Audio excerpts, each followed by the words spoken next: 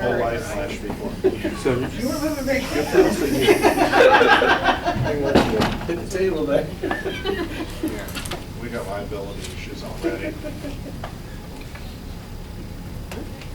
All right, so now that we've all had a chance to sort of have a taste about some of the sort of just things we've thrown around in terms of, words, strategic foresight or personas or those kinds of things, we thought that might be useful to do that piece first, and then we can sort of think about how that informs sort of decisions about the stakeholder engagement process.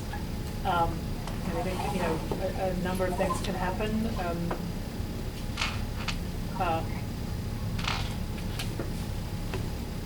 Amy, can you hear us okay?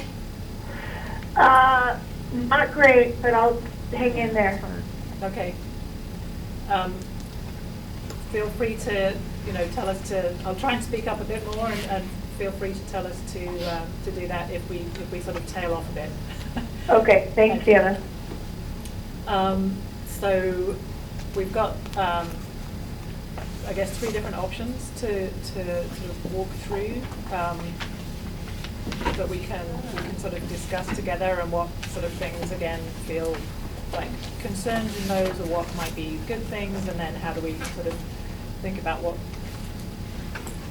particular path forward seems like the best one from your perspective. And then we'll also want to talk a little bit about board engagement and communication as well. So as we said at the beginning, we're sort of in the session design and prep. And sorry, Amy, we're looking at some slides at the moment. I'll make sure you get a copy of those.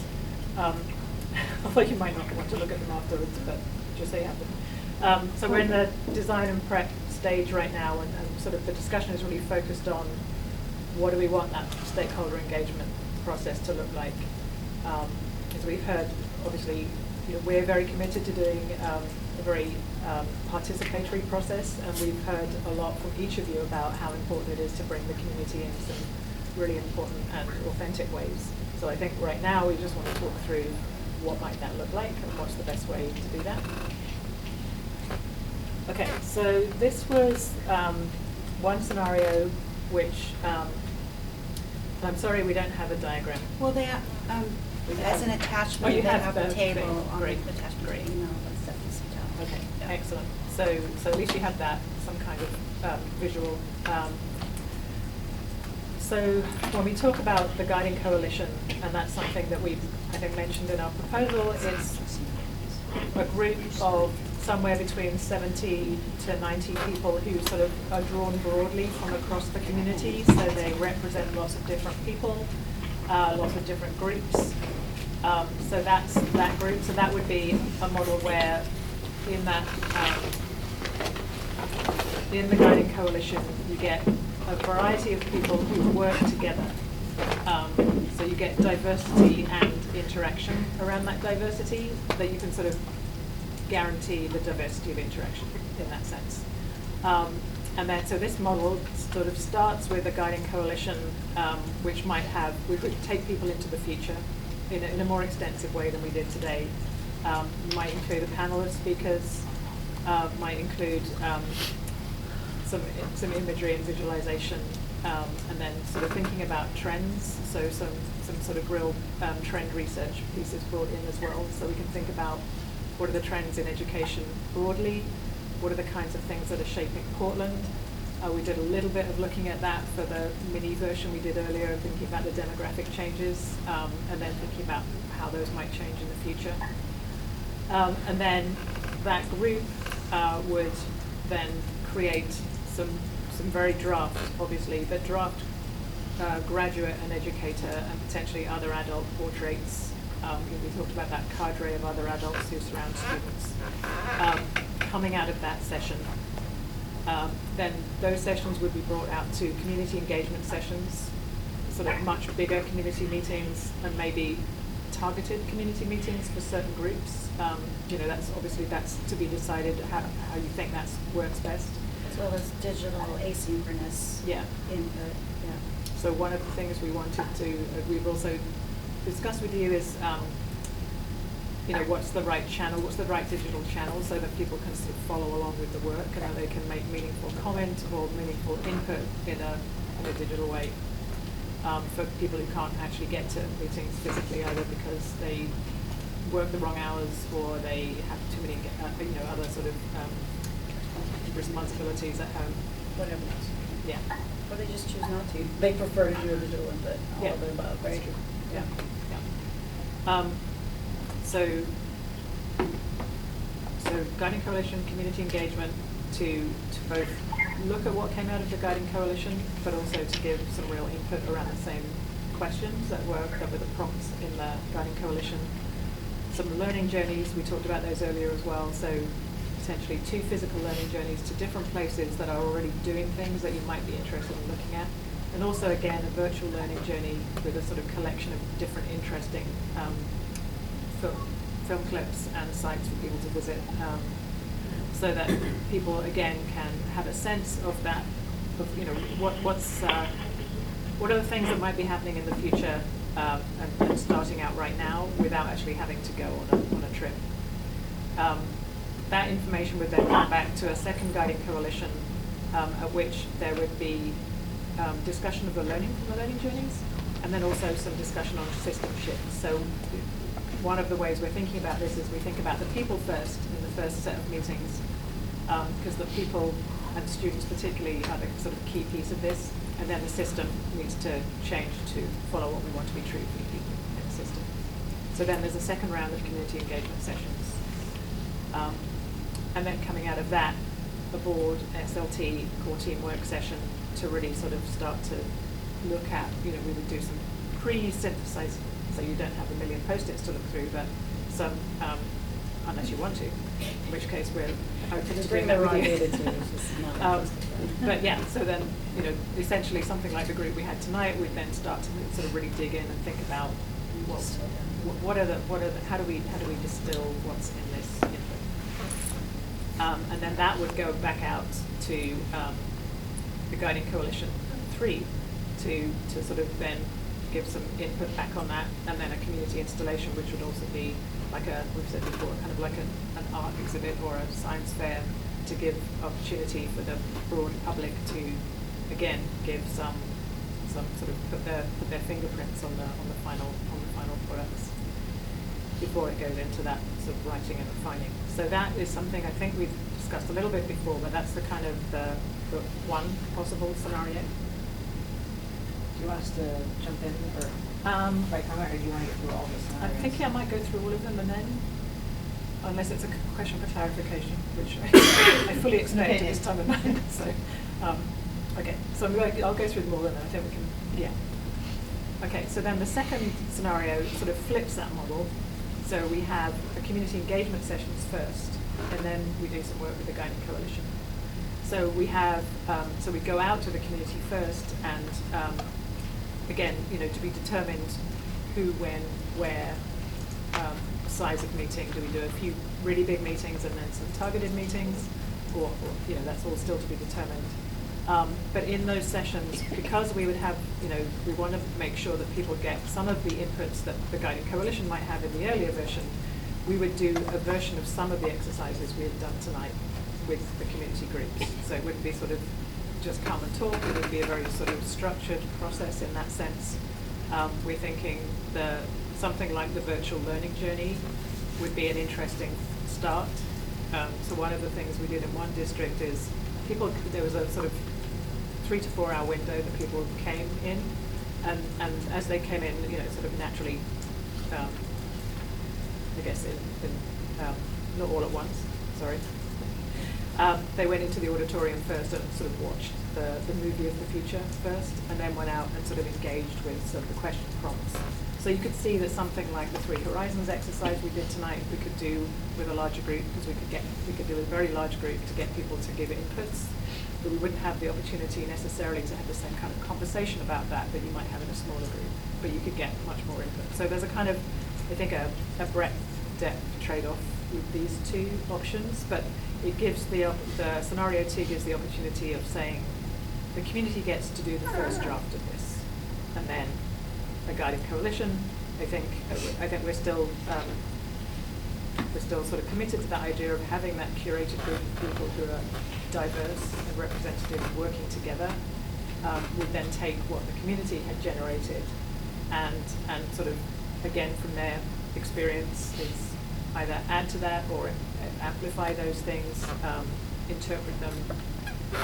Again, we'd get out of that session the kind of draft educator portraits, student graduate portraits, and other adults.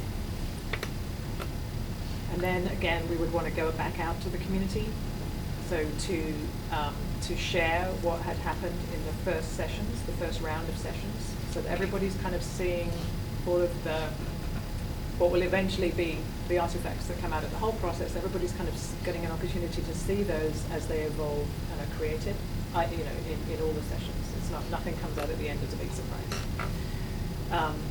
So second round of community engagement sessions, and in that one we would want to look at system shifts as well. So we'd start with the people and then go to the system. So out of the second round of community engagement sessions, then we would have the Guiding Coalition again doing some distillation of the inputs from the community, and then going into the board SLT core team work session to do that sort of further distillation, because obviously we've got probably thousands of pieces of input. We want to sort of bring them down in a meaningful way. And I think one of the comments that came up earlier tonight about how difficult it is to maintain the power of ideas when they come out and not sort of water them down or not lose all the nuance. That's really the art of that distillation process. And so our sort of thinking about that is we do that in some stages, not all in sort of one go with a few people in a room, but a few different groups of people. So that would be scenario 2. So it's sort of similar, but it flips. It's community meetings first, then Guiding Coalition. And it takes out Guiding Coalition. Oh. There we go. There we go. Differences. Yeah. So, let me go too slow. Yeah, I think we'll Yeah. in different direction. Thank you. Conversation. Yes. All right. So, sorry, my brain is not going very fast right now. Yes, good. Okay, so here are some of the implications or considerations. I think in order to design those community engagement sessions, integrating some of the exercises we did today, there's implications around translation, just organizing things so that we can make sure that there's meaningful activities going on in small batches. It's a little bit of a design work. So we need probably 6 to 8 weeks to just design that from decision point. We're not sure what the staffing resources needs would be, so we kind of have to flush that out, and we would want an opportunity to do that and explore that more if we're going to go with scenario 2. And one of the places where I think it implicates internal resources for you is definitely the need to train our community engagement facilitators, translators, docents, whoever they are, internal, or if we partner, I think, with the potential for partnering with community organizations to partner with us to do that, just time and resources. So that's probably the main considerations. In scenario 3, this is still the flip model from scenario 1, still community engagement sessions, sort of starting off with them, and really this scenario, I would say the main idea here is how can we do the majority of that design but still stay closer to the original timeline, or at least not have it stretch out way past what we originally intended. And so we would just do sort of the one community engagement session and then one Guiding Coalition convening where we would have them distill down, but then go back out to the community for a second round to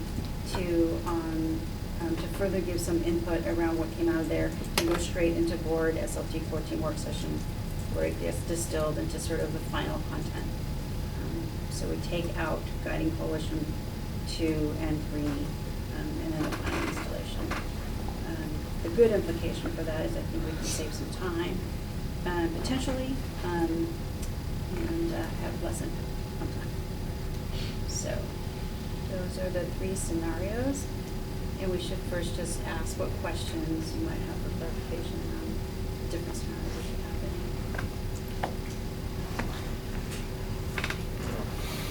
I think there's a question that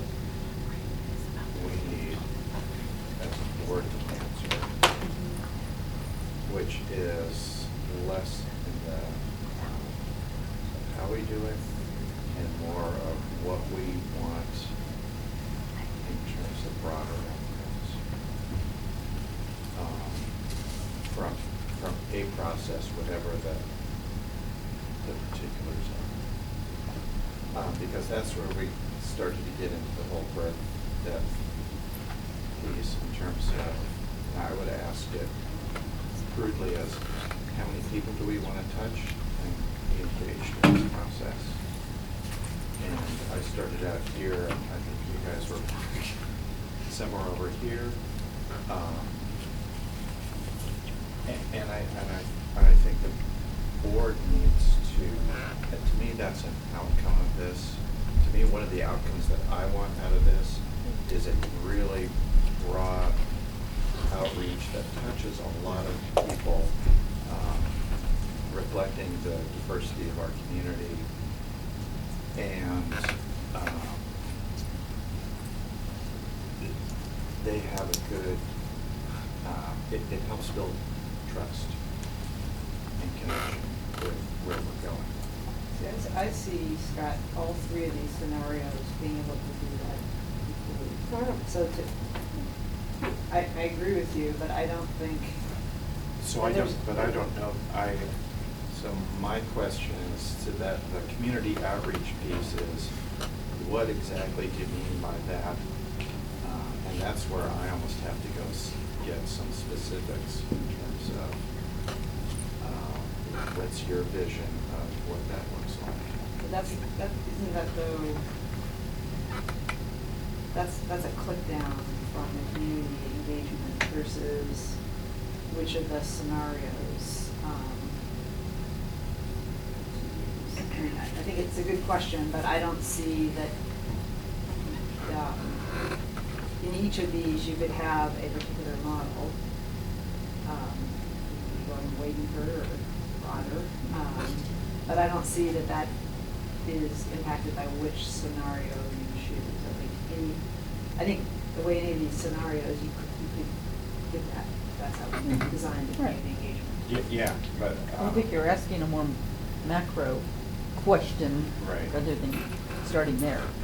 Right, and to me, in terms of what's our role as a board, is it to design this process? I don't think so, you guys are professionals. But it is to specify some kind of outcomes, both in terms of the product and the process. So, Can I ask a quick clarifying question? So, one thing I wasn't sure about, maybe this is a good question, but between scenario 1 and scenario 2, is the community and the community discussion group, is it the same? In other words, you flip it between 1 and 2, you do the GC in 1 first, and then in scenario 2, you do the GC second.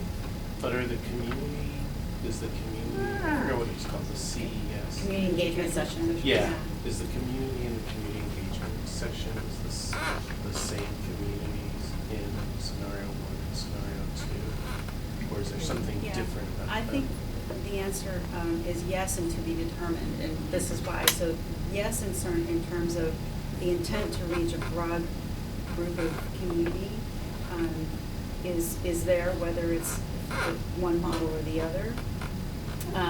The specificity around that design is to be determined, and we want to be able to engage you to make that design. So it could look the same in terms of numbers, where, how many, how, some of them might be more intimate and small and specific, some of them may be broader, but all of those are kind of to be determined. Okay. Yeah. So, since I spoke after the last session about some concerns I had, I just want to put it on the table that my primary concern was the board level of engagement. I think scenario 1 is a well-designed process, having gone through a lot of these. To me, I think it will result in the deliverables that we want, and I think it also can accommodate pretty broad community engagement. mean, I think one, maybe is the order, but I think you can look at the guiding coalition convening. One is really pre-work for the community engagement session versus the guiding coalition is doing X, and they're way out in front of the community versus it's pre-work to prep for a successful first community engagement. My only, I'd say, so I would stick with the original design.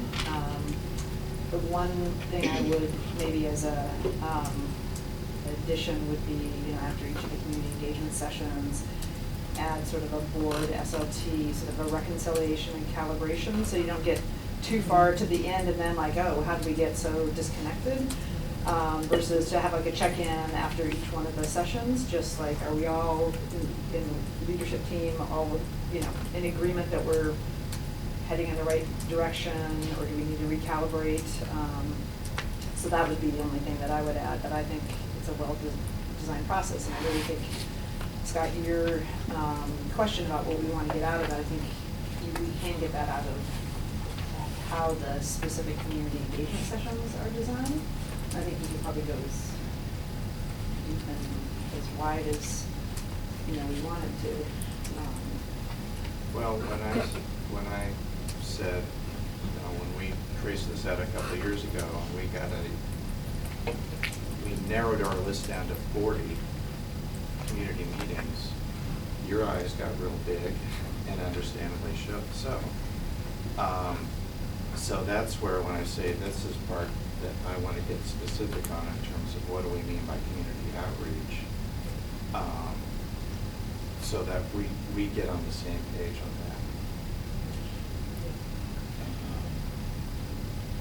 I mean, 5 language, just looking at the parent community, 5 language Yeah, groups, African Americans, special education, you know, boom, you're up to 10 or 12 right there. Well, and that's what I was gonna say about that first scenario, Julie. I actually agree with you, because it's kind of, you know, starting with the wisdom of the elders. You know, we need those community elders, but it could be really broad.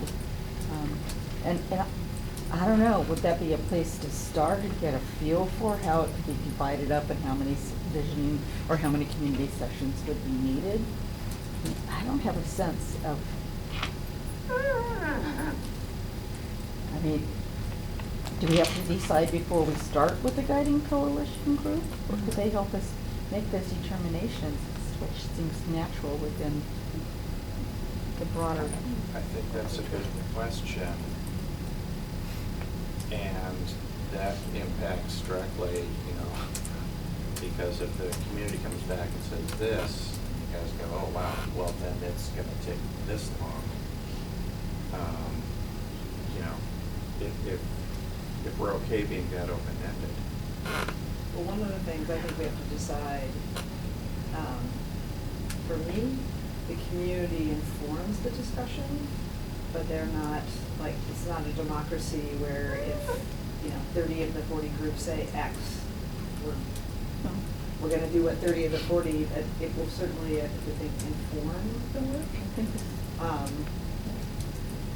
So I just think there's a different way. You have to think, what's the purpose of the engagement? I mean, certainly trust, ownership, and absolutely to inform, you know, where we have either gaps or expertise or perspective or relationships to have that be additive. But I think we'll need to discuss the, you know, be in agreement on what their role is, versus, you know, whatever the community groups say that we're gonna do, because I think we'll get into the process. Except that I'm afraid if we don't take the time to ask those questions about the communities, we can't be too prescriptive. It's going to look so different across, or it could look different across communities. I don't even know. I'm not going to say it's going to. Maybe it won't. But you know, I don't have a feeling of how it's going to look across our communities, but I know that we have to we have to honor the way in which they process things. So it seems like we need some discussion with those stakeholders as a larger group first, to just kind of get some brainstorm ideas of then creating a process. I mean, and it's not like they're gonna dictate, but again, I don't know enough. I need more input at least. So I Does think anybody? the beauty of the guiding coalition, I Yeah. like how you said the wisdom of the elders Yeah. in the community, and it's obviously a lot more people with 70 or so people. But we would map out a really comprehensive stakeholder engagement process, looking at every stakeholder and then a stakeholder group, and then figuring out what's the best way to get to them. So we haven't done that yet. But that's a process that would be part of this. Well, you could put together a prototype and then ask for, it'd be even better if we did X, or, here's how we might customize it this particular way. But I think you can start with frameworks and templates and prototypes, and then get it customized based on feedback from the community. I worry, I'm just gonna give a little pushback here. I worry that if we start too much of a prototype that is very mainstream kind of thinking, that starting that way might alienate some of the community. It's just a thinking when you think of cross-cultural stuff. So I think there's a different use of prototype, because I think you're talking about a process for a meeting. Okay. Right. And you were talking about content of. Okay. Yeah, I'm not talking about the Okay. content, just how we might do it, and then have it be informed by communities and what works best. Can you go back to scenario one, the order? And so when we say each round of community engagement sessions, it would be some number of a representative cross-section. When we talk about 40 in your map, are we contemplating maybe 20 sessions in the first round and 20 more? Is the board prepared to personally make that kind of time and commitment for 20 groups in each round? Why are we saying 40? There has to be some sort of realistic sort of, cross-section in the first round and another sort of round. So I don't know what that number is. Okay. Maybe it's 6 to 8, maybe it's And a it could few be- round tables and a couple bigger ones. I think that's what needs to be prototyped is. And it's supplemented by online surveys and other ways we're pushing out and asking for information. Right, and staff also, it could be small groups, large groups. This is the design that we haven't done right yet. And obviously the board will have a big weight in kind of helping us shape what that looks like. Again, it could be, one of you leads a small group session with 12 people, or it could be 100 people, right? So I think those are things that we want to determine with you all to kind of figure out what the best approach is. And it could look differently every day, right? I like the idea. It doesn't have coming together, coming up with actual prototypes or scenarios. It seems like a favorite way today. And then asking for feedback about would this work for you? And I think I just want to pick up on something that I think, if I understood you correctly, Judy, you said maybe we tap some of the people in the guiding coalition to help us think about how we best reach the communities that they are more connected to.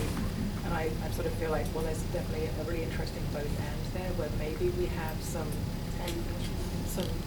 big, community engagement sessions set up that we might prototype some ideas, but they're sort of big ones that we could do. But maybe we also then have working with people in the guiding coalition to say, well, we also want to do some targeted, customized, different ways of reaching out. I think we just add that to the job description. Yeah. Guiding coalition. Right. Yeah. Facilitate or make connections with. Well, and they help. Identify and Yeah. feedback. I also wanted to make a point, at least in our thinking, community includes internal community. So we would want to also go out to teachers and, school-based people.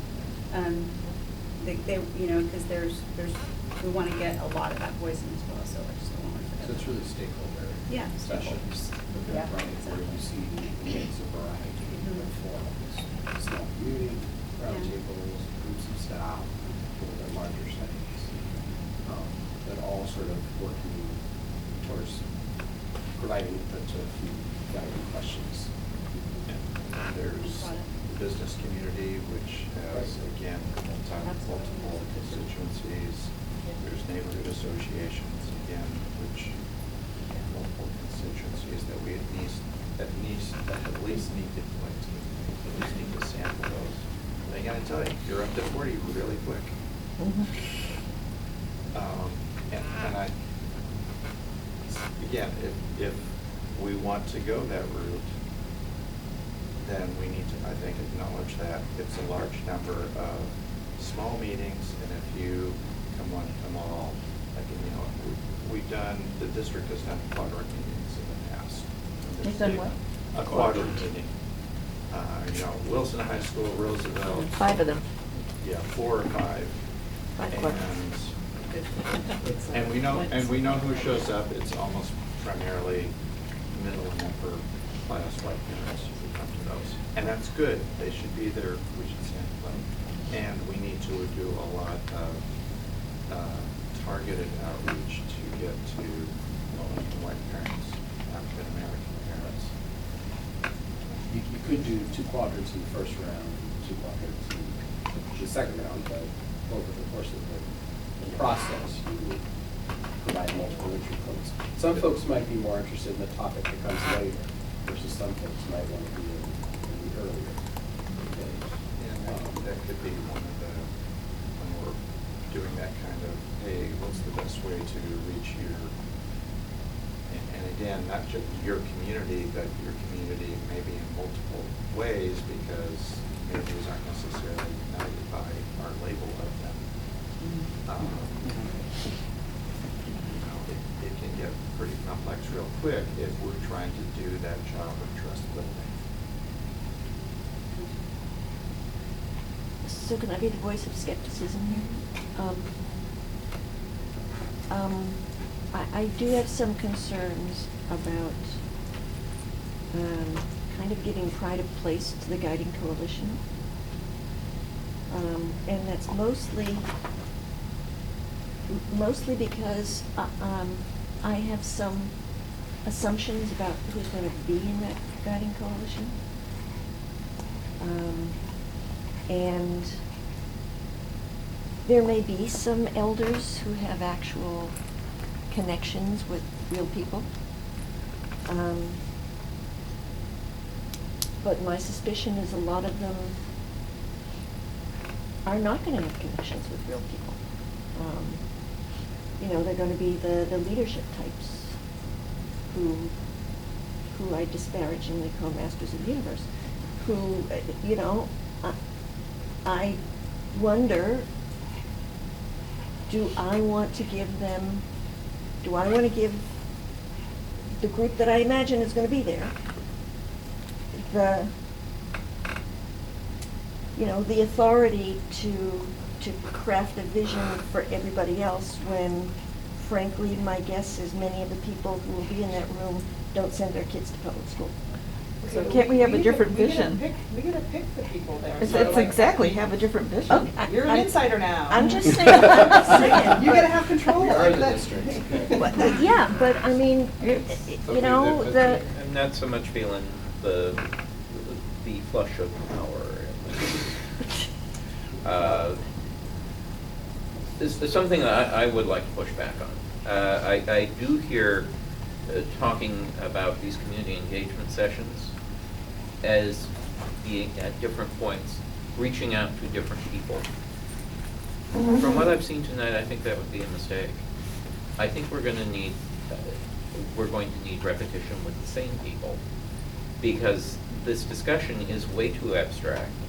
It uses way too much jargon. I think there's going to be a huge learning curve on this. And if you want to get any feedback, you're going to need to bring people back to the trough multiple times. So this is why we started off with staying the same consistent group of people through the journey. And we heard that we wanted other focus groups and community engagement. Because we know that you actually have to, as a large group, work through every stage of this. And this isn't just about gathering input and opinion. The point of this process is that there's actually new learning. And if you're only educating a small number, then you might end up with actually those masters of the universe you call, because the community groups won't have the benefit of learning what's happening in those places, or what best practice or leading edge work is. We're over here in our first column aiming for the third column, and like I said to Scott earlier, there are lots of districts already operating in the third column. They're already on the next generation of work, and we're trying to sort of leapfrog, but we can't expose, we want to expose a core group to, you know, some of those examples. So, because I agree with you, it is more ideal that we all kind of go through this together, but we have to find ways to share with other stakeholders out there that might be more disenfranchised an opportunity to sort of chime in, because they will have very valuable thoughts about what they want for their children in the future, and I want us to capture that. Right. But the mechanics of building sort of features of this vision, it's important that sort of, there's some group process in here, which is why I don't want to short the guiding coalition part, but if one prerequisite is people understanding, they're going to be paired up to facilitate some of these community groups. That might be a way to kind of keep us in the very close. I hear what you're saying, Paul. I actually agree with you. So I'm going to disagree. But I will let Julie go, because she was about to talk. Even though there's no facilitation going on here, I'm not going to be the interrupter. And This is a joke. Yeah. This is a joke. But thank you. Well, no, I just wanted to comment along those lines too, that, I mean, so you brought up good points that I've been thinking about, and it's almost like part of our community would need some pre-work done to understand some of these really high-level concepts, and I think that the language needs to be dealt with, because it's not going to translate no matter how good that we can translate the words. But I am really concerned that it's right now targeted just a certain group of parents. You know, so how do we stretch that, and then how do we create the process that is accessible to everybody, because it has to be everybody's voice. It's just reiterating kind of what you said, but I am worried about how, if that access point for people are an entry point.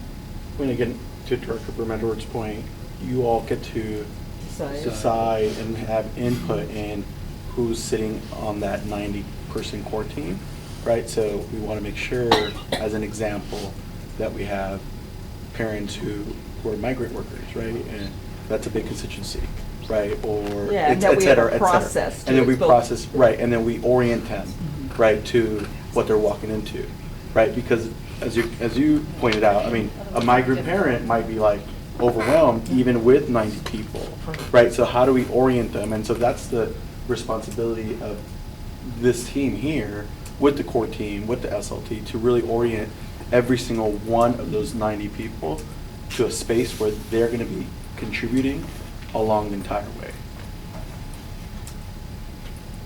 I think that's a little demeaning of, for example, migrant parents. Sure. I think, if anything, they could ground us then in current realities more than some other parents. Right, So, yeah.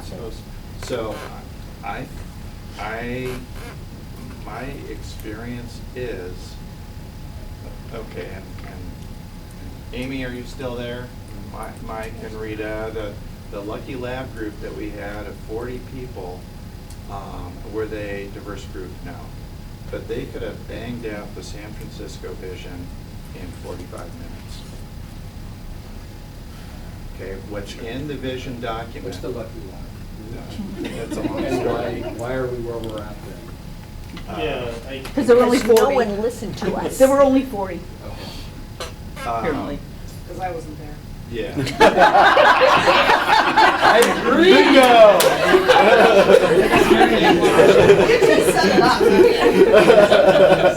Okay, we I have. was drinking somewhere else. We have a facilities vision process, and that document is still around somewhere. That really turned into more of an education vision process. There was a big meeting with a ton of migrant parents there that contributed to that process with no priming of the pump at all. So, Levy? Yeah, no, I'm not Yeah. going to, I'm thinking. Okay, so, you know, if, again, to me, have you read the San Francisco vision document? Is there anything in there that rocked your world to go, wow, I never thought of that before. And I don't think there is. That's because the secret was in the execution of our strategic plan that made its eyes perform the school Okay. district in the state. I'm going to agree with you. I'm going to agree with you, but for But there was this. an aspiration, no one could disagree. People all agreed. Yeah, that, I can get behind that. Okay, so It is was also a this, journey. Yeah, I want to make It's that, also- that sort of feel It's this not like the output, it's the the fact that journey. you had a whole group of people who took lots of inputs, who went on the journey together and came up with those things together, vetted them with the community and said, is this, is it these things? Not 50 million things, but these things? These are the things we're going to commit to? These are the things we're putting the skin in the game for? Over other things. Over Yeah. other things. I mean, Prioritizing. it's not necessary, it's not about necessarily about the ideas that there's going to be a silver bullet that's totally compelling. It's about what are we going to roll our sleeves up and agree to do together. As someone who was on the ground during this whole thing in San Francisco, I would say that the power was the fact that those that went on the journey actually materialized and tried to materialize every day that vision, that aspiration, right? Whether it was students talking about, these are the profiles that or these are the characteristics that I want, to the teachers, to the philanthropic leaders, to the business. I mean, the fact that the mayor, every time he spoke, there was a mention of SFUSD, a mention of the graduate profile, of the big shifts. I mean, it was part of the lexicon of the city. And the educators and other stakeholders who went on into helping to lead all of the following aspects and phases of what they came after production. So, I just want to make sure we're stuck on, not stuck, we're focused on community engagement right now. And we haven't heard much from Amy, but I also. She couldn't everybody. Oh, she did, okay. Danny, do you have anything you want to add, or just given your Yeah, I mean, I guess one thing I would, role and experience? so one of the things I would say that I like about the first scenario is that with the Guiding Coalition, it seems like a very culturally responsive model in that it sets up a group of almost like the Promotora model, where you have a set of folks who are invested, who understand the process and can help with a lot of that translation and can be that sort of conduit of information between sort of folks who are always at the table and folks who need to be at the table. And so I think that is good. I think the other thing is that around community engagement, it does feel like there's a lot of, I think everyone has, where I've seen really good community engagement happen has been when you get close to the organizations and the folks with expertise and sort of like take that advice. And I do think that there are quite a few examples of leaders who are effectively and have like really good relationships with broad constituencies.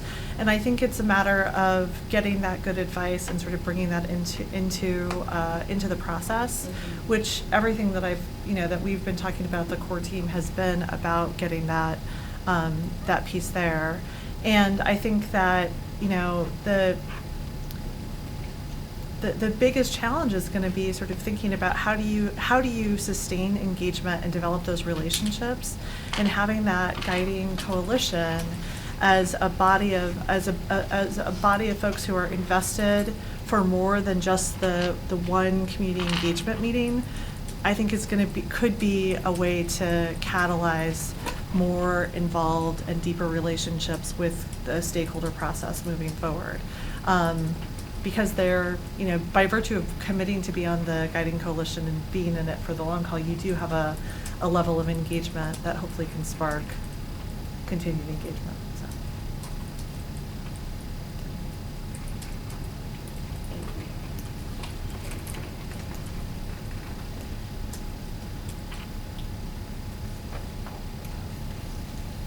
So is the Guiding Coalition composed of people who are connected, who are always at the table? Well, I hear stuff going back and forth. We know. I mean, so, and I don't think, it's in the storage area. There's a list of all the people that have been named so far. Suggested. Yeah, So far. suggested. So. So that's the question, I mean, that's the question back to the board, I mean. Right, yeah, are- are is those it- the right people? Is it the right people? And I mean, saw people on that list that I would agree with are, can be characterized as masters of the universe, and I was ready to cross some names off, and I thought there was some redundancy in it. There were some people, even in this city, and I was thinking, 90 is a ginormous group, and maybe it's better to cross. I mean, like I looked at the business community, there was, I don't know, it seemed like there was 10 people from the business community, and I was asking myself, why do we need that So, many? as an example, I added probably most of those are the relationships that I have, but I don't expect all They're 10. just ideas, yeah. They're- Right, Right, right. it might be one. Pared down. You know. Right, well, that's what I was thinking. Yeah. You compare it down, and we all submit names that we thought were good, and we're gonna see some names on there that we think are either redundant or not necessary, so maybe it's time to look at that list again and think about it. And then we got new people. Right, I saw you, Randy. We also, I think it's important to define the purpose of the guiding coalition or the primary purposes. And again, is our expectation that this group is going to continue in some form? And what's that purpose? And Well, that's what I heard was a big selling point is not continue as a group per se formally, but this is a group of community leaders that we want to then go propagate the message. That's a different purpose than, we also had a discussion in one of the core meetings of let's pick some not usual suspects who aren't going to have those connections, who aren't going to have a platform out in the community. So what's our purpose here? Is it a diversity of opinion and background, or is it community connections, or are we splitting the difference? I think we need to. 2 and 3 first. Yeah, well, okay, but, I mean, sort of follow on to that. So if you want to get, stakeholder representatives, there are going to be, I think the purpose is going to define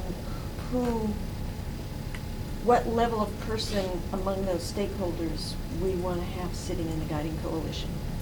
I mean, do we want to have, I'm just going to pick some, for instances.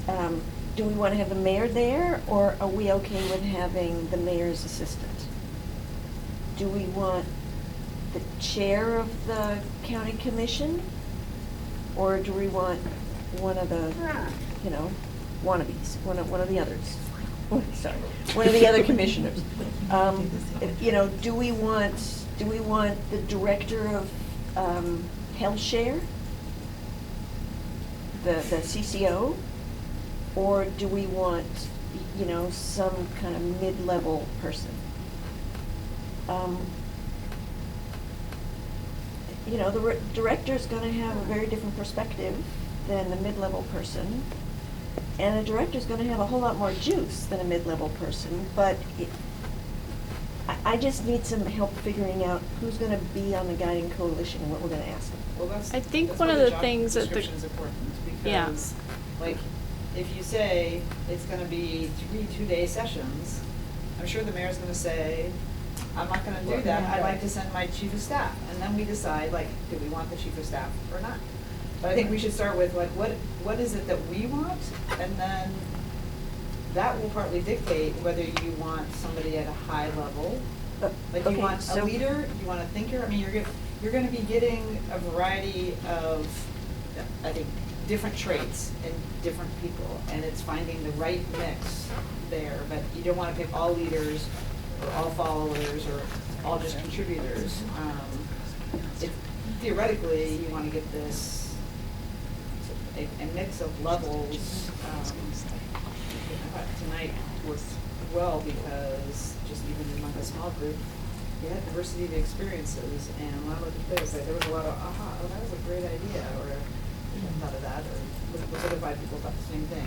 So I think that's setting up the job description is the important piece, and then looking at it in its totality, where do people complement each other, and, you know, where are you missing gaps? Because it's the blend as well, I think. So in terms of purpose, I think, you know, the more multiple purposes we can hit, great. I think for the process, we want diversity to bring that perspective into the design. So we definitely want students in there who, you know, and I don't think, you know, we don't want to say they have to be. We want a diversity of students as well, right? It's not all the sort of the leadership students or whatever. It's like a mixture of students, and many of them might become. I don't know. We can even predict the informal ambassador things that can happen. Like people might become ambassadors in their own school through going through the process. They might not. We can't guarantee that, but they will be people who can speak to it. If somebody says, why is this whatever graduate portrait now on the wall in our school? And somebody in that school will be able to say, oh, I worked on that actually, and this is why we did this. You know, I think so. Sorry, it's late and I feel like thinking. It is late. But I think we definitely want people who either have the ear of powerful people, you know, like who can go back to their institutions and say, this is what was decided, this is exciting, we want to participate in this going forward. And we want people who sort of say, I'm doing this to make a better life for myself and my kids, or, you know, and that's good too. So it's got to be a diversity across so many different dimensions.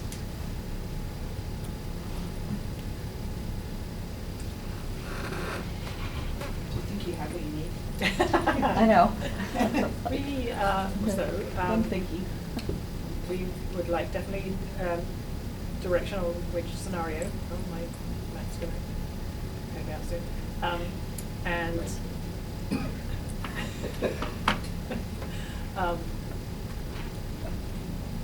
sorry.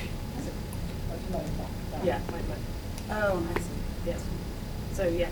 So before that runs out of power. Yeah, quickly. Yeah. Right. No, I mean, we are hoping to walk out of here with some clear direction on scenario 1, 2, 3. And I think that was a great start to the conversation around how do you design the community engagement sessions, and how do you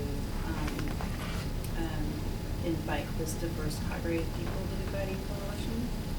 Those are independent questions no matter which scenario we pick, and we have to do that anyway. But I think if we can't sort of get to that next level of thinking unless we have some clear guidance from you about which scenario to flesh out a little bit more, and then come back and have those conversations with you about community engagement and guiding coalition.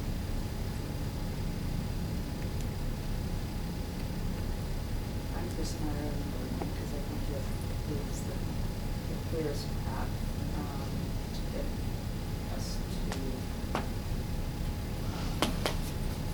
a vision and deliverables. I mean, I think it's well designed, and I think it has the flexibility to accomplish a spectrum of community engagement, whatever we decide. Should we just Well, go and on and I check mean, to see what I already everybody's- said, that's the only one I think that started with that guiding coalition, as I recall. Yeah. And I think that that's essential. I think the rest of it, I mean, it looks fine, we can move from there, but I think that that part's essential for me. I like scenario 1 and 2 for all the reasons that I'd be for 1 also, take everyone's recognition. I'm uncertain about what, I have no problem with a guiding coalition per se. I think we're still unclear on its purpose, and that would influence who we would invite. And I'm unsure about if we have amended scenario 1 to be that first meeting. Is that going to be oriented towards how do we best do outreach? Or is that the content where we do initial contact work with a small group, a relatively small group of people, go out and test drive that with community groups, further refinement, more exercises, the system kind of stuff. Test drive that with some community groups and then come back and SLT. So what's... I think that is I think if I understand what test drive means, it is that, so that they would come up with some ideas. But the community really does get to grapple with them. It's not just sort of like, don't like. I mean, like really grapple with them and even, provide some insight into which things may not resonate. I think we could do both in the first session around also engaging the guiding coalition to give some feedback on scenarios of community engagement. We could do that, or we could precede it and say, and ask, and we can go directly to the community too, and ask of these different kinds of scenarios we have around community engagement, which ones which aspects of this design resonates with you, what doesn't, how can we do that better? So it doesn't necessarily have to be in that session, and we could also get their input on that. So you're open to the format of the first guiding coalition, to maybe include some community engagement ideas or getting feedback. Certainly. But also you would want to start some of the work you did today, because we have only 3 meetings, but you could do a combination. Right, and I think we could do a combination, and we could even, we could have a bit of a parallel process there, where we actually start with the guiding coalition as sort of, with the futures work for sure.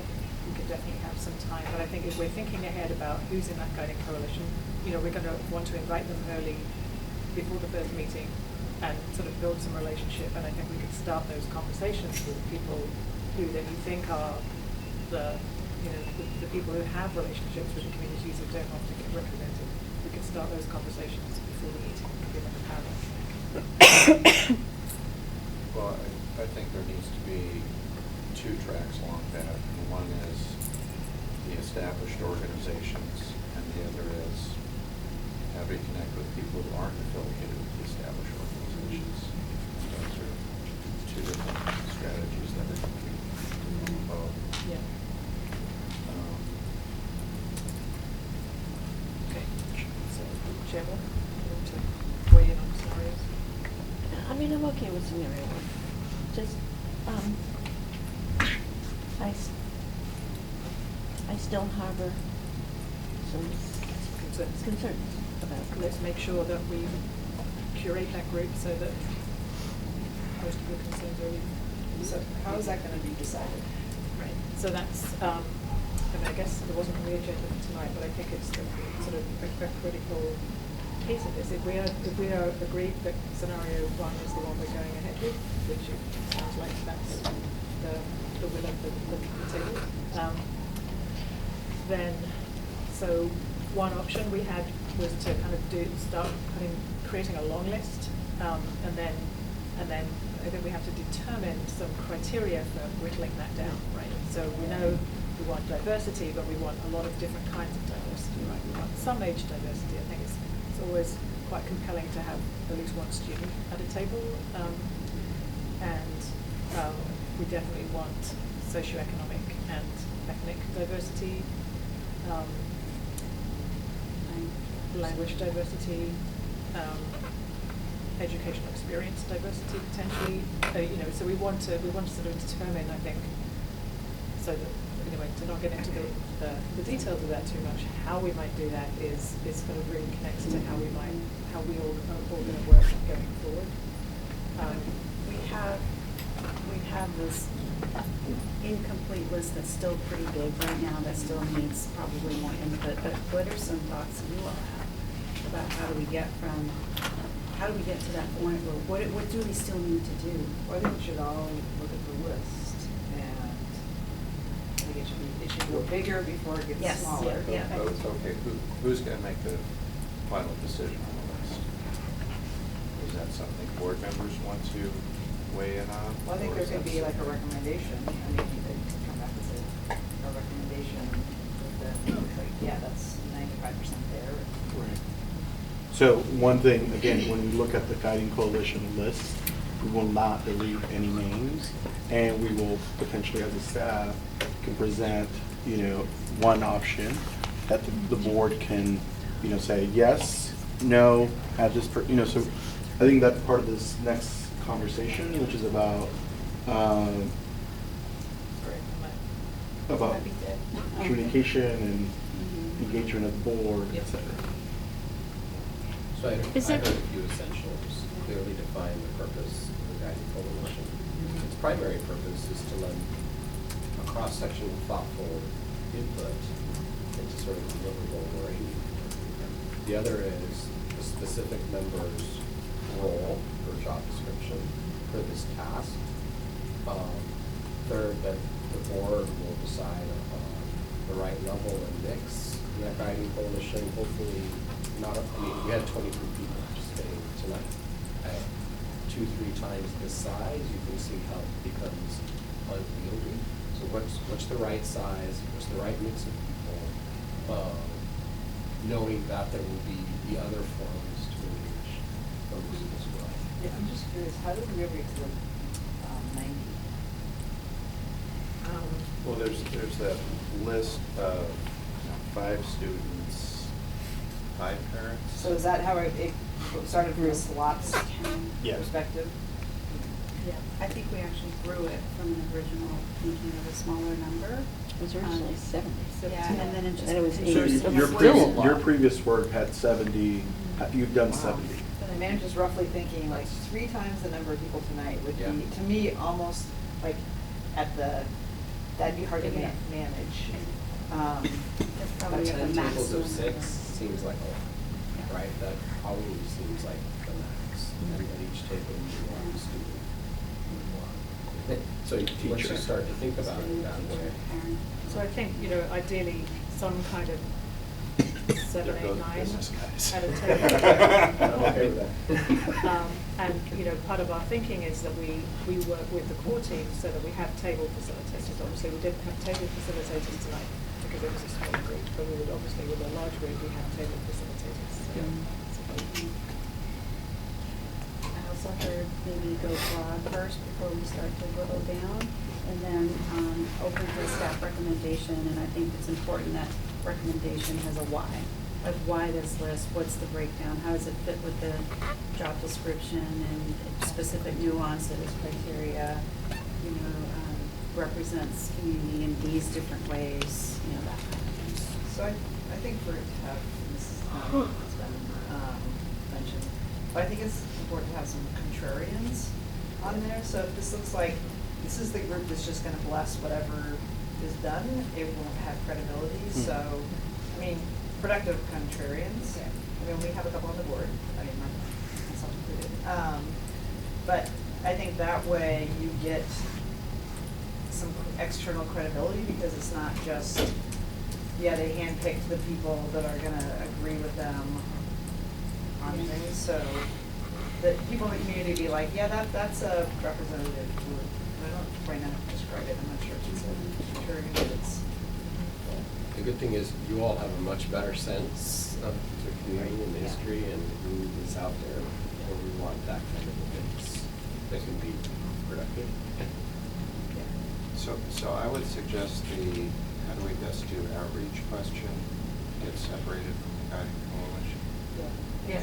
Because I think those are gonna be more individual conversations, not a group conversation. And again, if half the third of the coalition are people that might have something to say about that, and 2/3 aren't, so, why are we having this happen here? So I think that's probably best.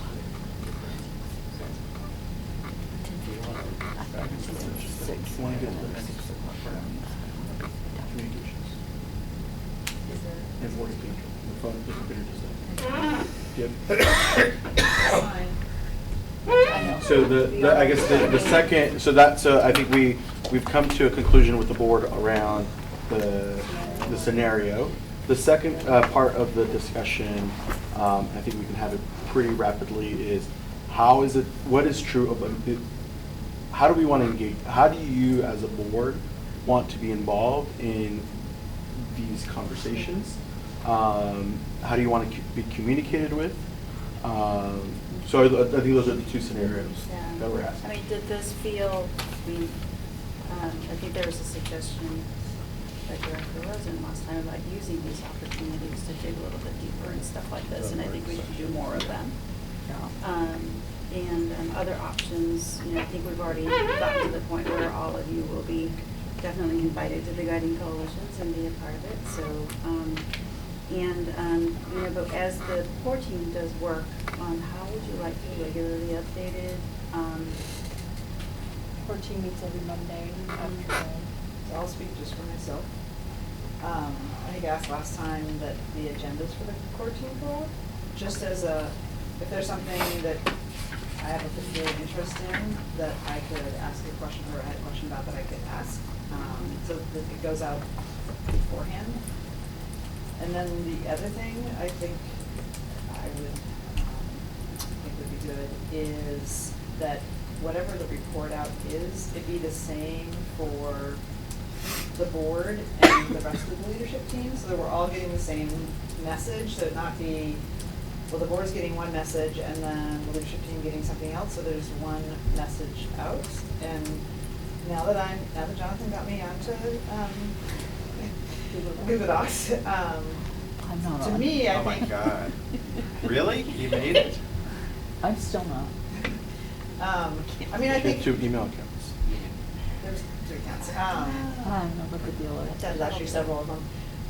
But I did yours. to know that, like, We'll make sure. hey, Oh. like the core team did this work and there's 2 new documents, just like sending out an email, like, we met, here's the quick set of notes that everybody gets, Right. and then, there's these new documents, with links if you want to look at it. And that, just for me, because that way, if there's something I'm interested in, I can go look. It's not like, hey, that topic doesn't matter to me, or I trust the group, or whatever. You can let it go. Yeah, I think seeing the agenda in advance would be helpful, and I thought you guys had devised a system where at the end of each meeting, you're gonna have like the key bullet points, that was the one piece that everyone agreed that would be distributed as the outcome of the meeting, so it would be good to see that on a weekly basis. So it yeah. sounds like you're gonna wanna see the agenda on Mondays, whenever it's sent, and then also a recap.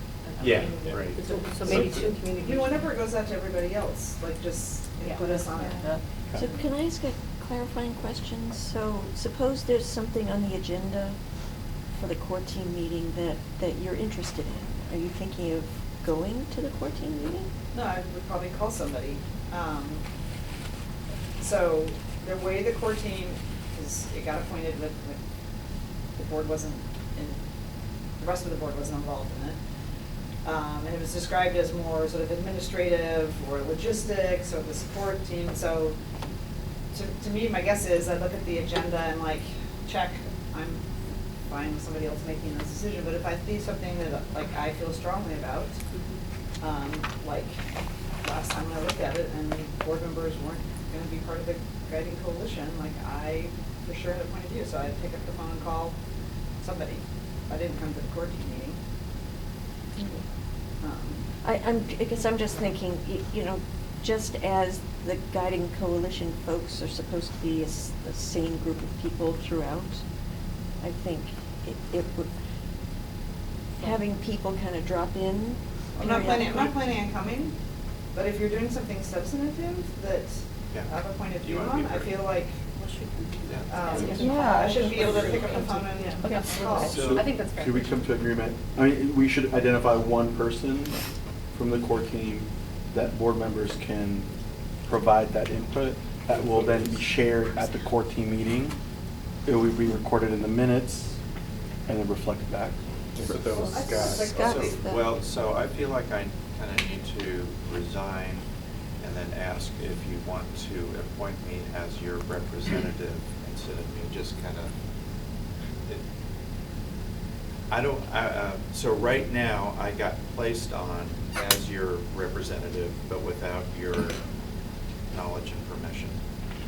So I want to undo that and then offer my services to continue or to be in that role as your representative officer, so that it's done. You can see what, you understand what I'm saying, or I'm being totally obtuse. Maybe this No, is I being, it's overly structured. So for me, I think there's a lot of value to the board and the executive team who aren't on the core team all getting the same set of notes. I don't think there should be two sets. It's easier. of Yeah. notes. That's one thing. And if you're the one who writes it, but for everybody, that's fine. But I think we should all get the same information.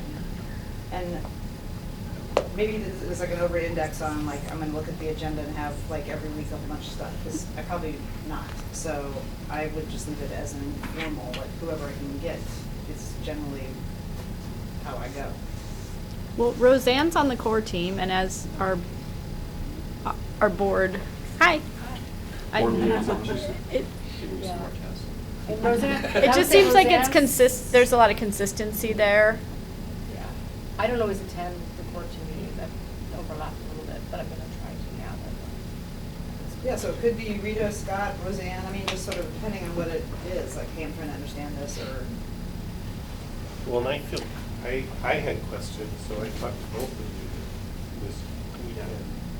You know, so my first inclination was to call you and give me a question, so.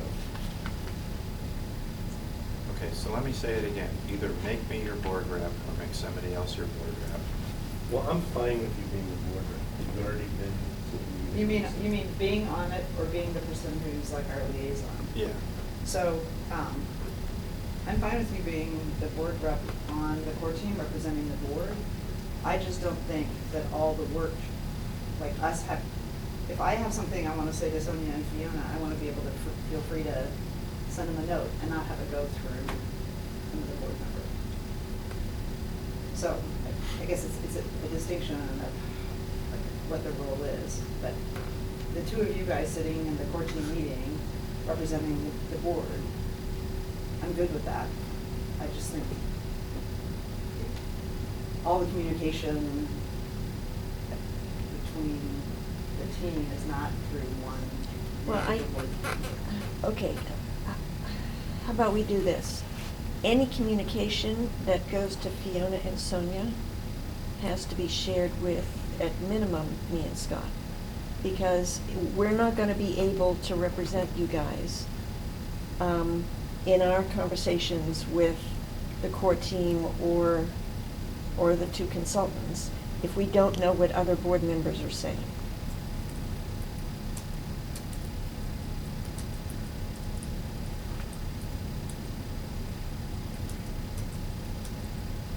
I mean, it's hard for me conceptually to agree to do that every single time, because it may or may not be relevant.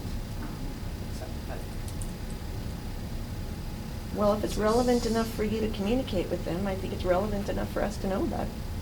well, Because otherwise, we're not gonna be able to do our job.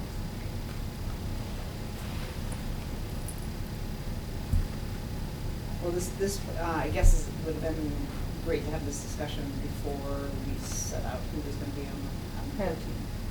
Well, that was my point. Right. If I'm not gonna be representative, which is fine with me. Okay, this is where I'm based on gonna pull that. rank. As chair of the board, I have the right to appoint people to certain positions. And This is you one of did, them. and you did, but it doesn't mean that you then are able to prescribe how we're gonna engage with everybody else in the district. So you did, and. I'm not saying you need, I'm not telling you how to deal with anybody else in the district. I'm just saying, in order for this planning process to work, the two people who are designated as the board representatives on this process need to be kept apprised of what other board members are saying about the process. Maybe. So, but you chose to make an appointment without consulting other people on the board, so, you know, I think there's. Which, by the way, you did when you were chair. That's fine. And by the way, And Amy. you were copied on everything. You know, this is like Okay, not a so, useful- okay, I don't think this is productive at 10:40 at night, so how do we decide then what the process is? Although I do kind of feel that it should be a more open process and that it may or may not be relevant to the board. I mean, I think it's hard to be too prescriptive. So I'm more in your camp, I think. But I just don't want to do blaming right now. I just want to figure out how do we look at it. It's late. Well, I'd be fine if, you know, I mean, my assumption would be, or my guess, maybe it's the assumption definition, but my guess would be that if you wanted to talk to Fiona and or Stephanie or Jonathan, and you thought it was relevant to the rest of the board, you probably let us know. Right, and I'll just use them as an example. When the document came out that had the board not being on the guiding coalition, the first person I called was you, Rita. And then I called Guadalupe, and I called Stephanie, and then I had a conversation. But I don't think there's only one way to communicate. And I think part of, what I wanted to have a conversation with Sonia and Fiona is just share my perspective of why I was asking for that. And sometimes when things go through, and this isn't particular to you, Scott, it's just when things go through, it's filtered. And so when we had a conversation, Stephanie was on the phone because she wanted to hear what it was I was saying, and I was fine with that, but I didn't want my perspective to be filtered. I wanted to share with them what it was, and there'd be cases where that's how we're going to operate. Okay, except if nobody circles back to me and Scott, we won't know what's happened. We don't know whether decisions have been made. Well, there was no decision made. I'd already shared my point of view with you. Guadalupe, like I said. Okay, but I'm just saying. Can I make a quick recommendation on communications? I want to make sure Sonia and Fiona are supported in what their role is. So, it's up to the board to decide what all your role is. But let's say the call does go to Sonia or Fiona, or to Jonathan or Stephanie or myself. I want to make sure we know what's expected so that we don't end up with triangulated conversations. There's a lot of interest in this process, and I think it's because people are excited, and I think that's very cool. So we're trying to come up kind of with our internal agreements that if a conversation takes place, we somehow capture it, and the two most important people to have that information is Sonia and Fiona, so that they can figure out how to get it back into the core team and into the process. So could we agree to some guiding principles of, if there's a conversation with Sonia and Fiona, that then it makes it back into that core group meeting, and if there's additional questions maybe about clarification, the folks at the core team meeting could go back then to the person who had the conversation and say, I need more clarification, I need more information. And that way it's making it into the notes and it's captured somewhere so we can operate from it. That might be a bridge solution late at night until we have a deeper discussion or try it out and see if it works. I want to make sure you guys get what you need, and I want to make sure the board has a record of that, of the outcome at least of the conversation if there is one. And there may not always be one.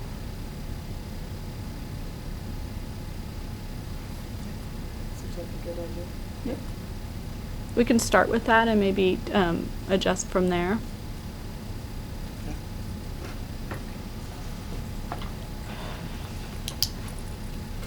Okay, my foot hurts. Do you want to? Can we? Are we? Do you have a Do we have Jimmy? everything that you need?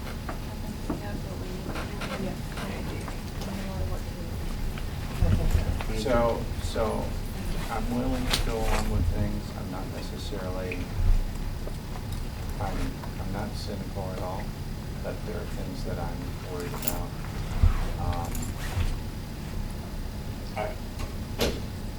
We're going to name people to the GC, but there's no way it's going to be representative of whatever we're trying to be representative of. I think we can map where people live, we can map their income. There's no way it's going to be close to be representative of the general population. That's okay. Well, it's not okay. What? Well, if it isn't okay, then we need to think about. Well, I don't understand how you said you're not being cynical, but it's gonna be representative of a big part of the constituency that we serve. I mean, how could you go into that? I mean, it's, We'll be as representative as we want it to be. I mean, We make it. I mean, what it does. Okay, well, Hold that thought. stop and see. Yeah. And we want people to feel good about the process so that when we invite them, and we've done all that work to curate the right group, they say yes, and they really want to be here. Right, so we want to make sure people feel good about taking part. Okay, all right. Thank Okay. you all so much for this. We feel like we've got direction, we're off and running again, so this is good. And we'll be in touch. Thanks for the time. Thank you. Yeah. Thank you all. Thank you for. I know we're. And, you know, those concerns are important as well. Let's keep talking about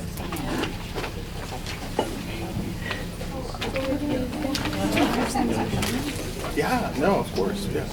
So I will make sure tonight that you have, do you have access to your drive on your phone? I don't have access. Well, I just want to make sure. Right.